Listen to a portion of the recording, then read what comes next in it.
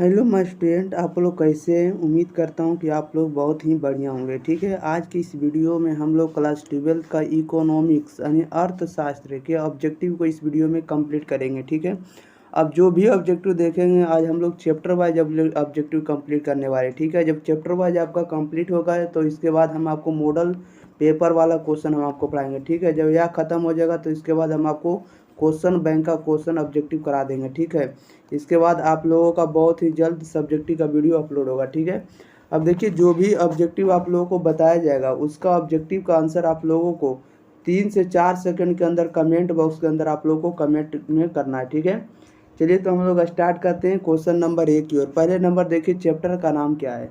तो चैप्टर का नाम जो आज चैप्टर नंबर फर्स्ट का जो नाम है इकोनॉमिक्स का वह परिचय। ठीक है, क्या है परिचय, इंट्रोडक्शन। तो देखिएगा क्वेश्चन नंबर 1 में क्या करा है।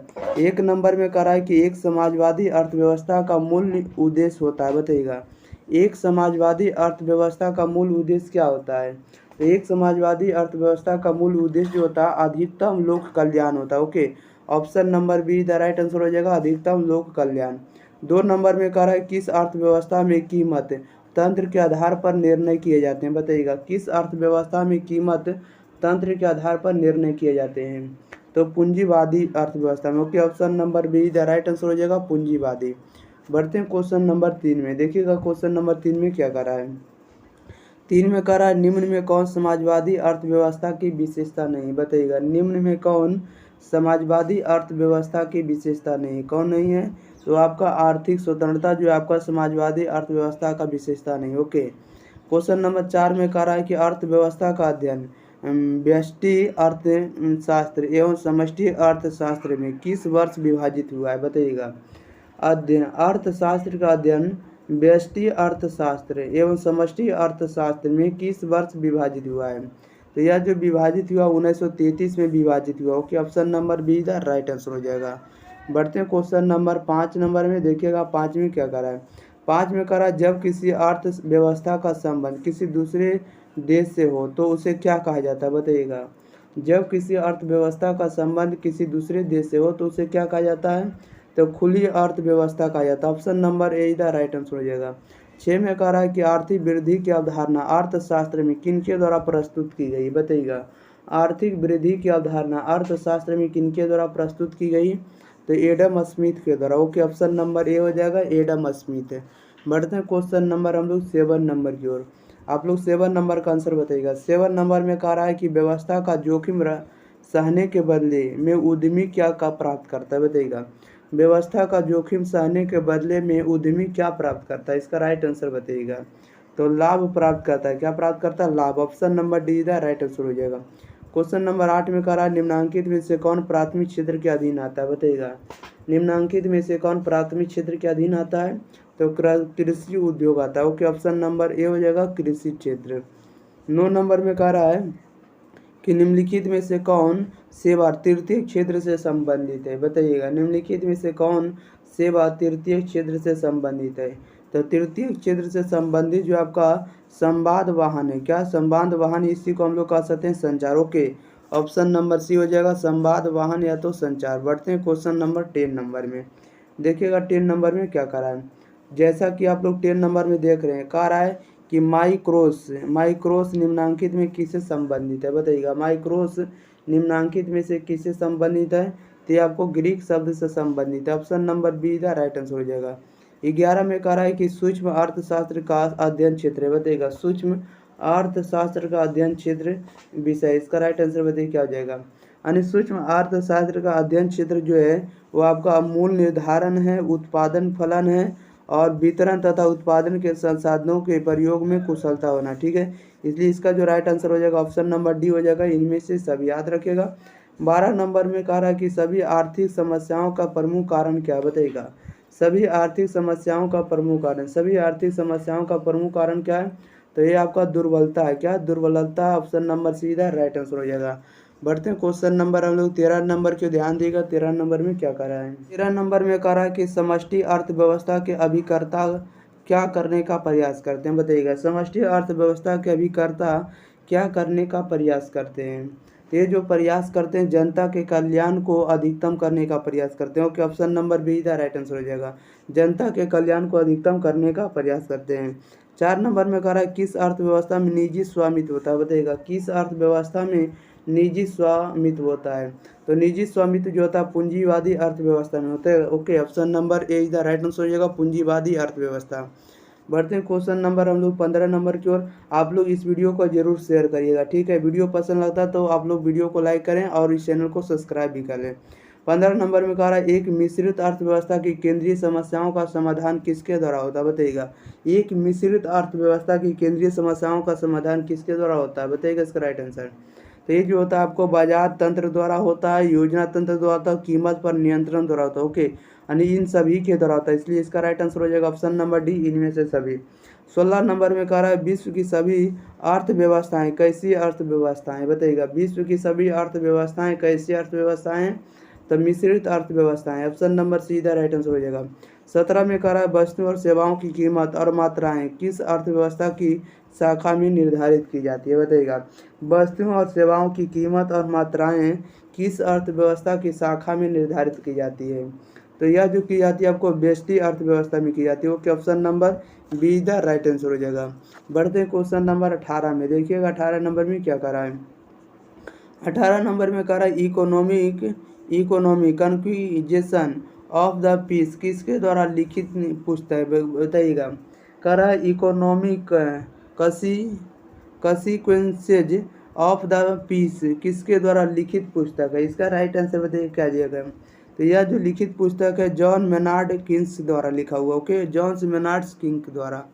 क्वेश्चन नंबर 19 में कह रहा निम्नांकित या निम्न में कौन आर्थिक समस्या, बताइएगा। निम्न में कौन सा आर्थिक समस्या है, तो ऑप्शन नंबर सी इसका राइट आंसर हो जाएगा। आवश्यकता की पूर्ति के लिए सीमित संसाधनों का उत्कृष्ट उपयोग, ठीक है, ये आपका आर्थिक समस्या है। ओके, बढ़ते हैं क्वेश्चन नंबर हम लोग 20 नंबर में, देखिएगा 20 नंबर में क्या करा है।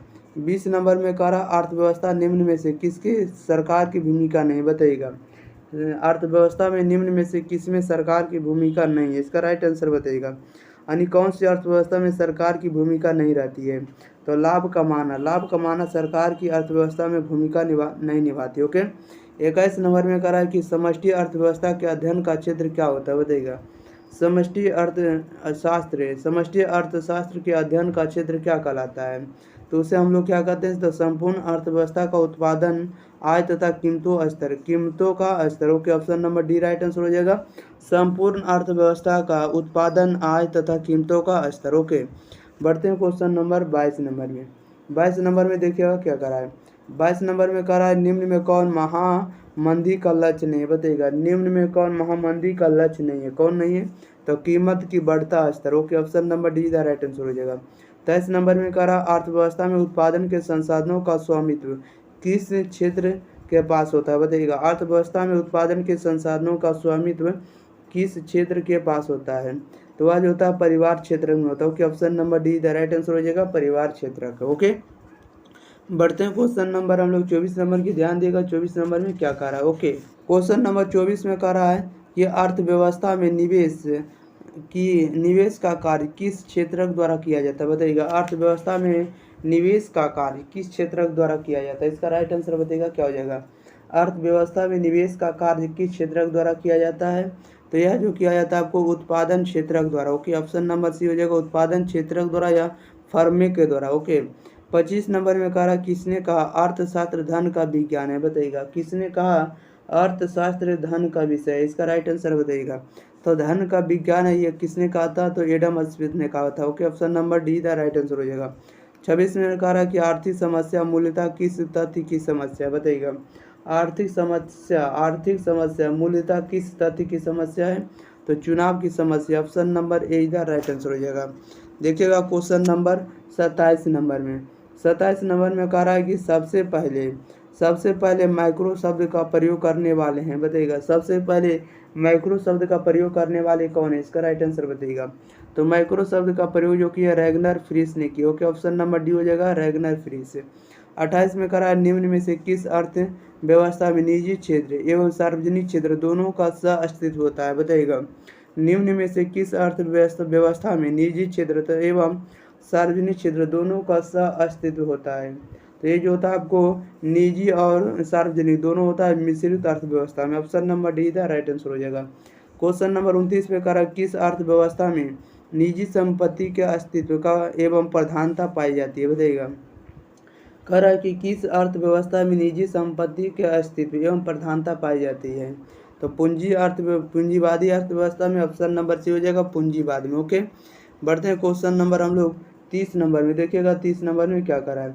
30 नंबर में कह रहा है कि अर्थव्यवस्था की केंद्रीय समस्या कौन सी है, बताइएगा। अर्थव्यवस्था की केंद्रीय समस्या कौन सी है। तो केंद्रीय समस्या जो आपको संसाधनों का आवंटन है, संसाधनों का कुशलतम उपयोग है और आर्थिक विकास, ये सभी क्या तो अर्थव्यवस्था की केंद्रीय समस्या। ओके, इसलिए इसका जो राइट आंसर हो जाएगा ऑप्शन नंबर डी हो जाएगा, इनमें से सभी। 31 में कह रहा है कि व्यष्टि अर्थशास्त्र अध्ययन करता है, बताइएगा। व्यष्टि अर्थशास्त्र अध्ययन करता है, किसका अध्ययन करता है, तो व्यक्तिगत इकाई का। ओके, ऑप्शन नंबर ए हो जाएगा, व्यक्तिगत इकाई का। याद रखेगा क्या हो जाएगा, व्यक्तिगत इकाई का। 32 में कह रहा है एक व्यक्ति के पास संसाधन होते हैं, बताइएगा। एक व्यक्ति के पास संसाधन होते हैं तो सीमित होते हैं। Option number be the right answer हो जाएगा।